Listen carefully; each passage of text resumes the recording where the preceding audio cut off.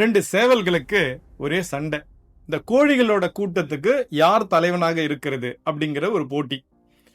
எவ்வளவோ இந்த கோழிகள் அத்தனையும் கூடி இந்த சேவல்களை சமாதானப்படுத்தினாலும் 2 கேட்கறதா இல்ல.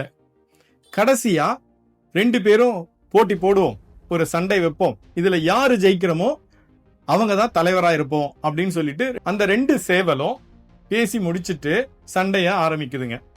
இதுல ஒரு சேவல் ரொம்ப ஆக்ரோஷமா தன்னை எதிர்த்து போட்டியிட்ட அந்த இன்னொரு சேவலை தாக்கி அந்த போட்டியில ஜெயிச்சிடுச்சு. ஜெயிச்சதும் அந்த சந்தோஷம் தாங்க முடியாம ஒரே கொக்கரிக்குது.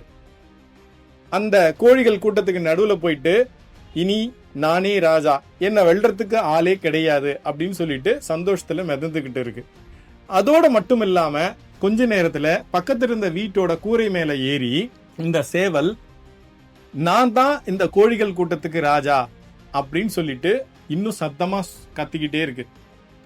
இந்த சத்தம் கேட்ட ஒரு கழுகு அந்த பக்கமா பறந்து போயிட்டு இருந்தது. திரும்பி கீழே வந்து இந்த சேவலை கொத்திக்கிட்டு போயிருச்சு. ஆம் நண்பர்களே, அதிகமா அல்ட்டினா இந்த மாதிரிதான் வாழ்க்கையில அடிபடுவோம். இதை உணர்ந்து நடந்தால் ஒவ்வொரு நாளும் வெற்றியும் மகிழ்ச்சியும் நிறைந்த நாளாக அமையும். வெற்றி பெற வாழ்த்துக்கள்.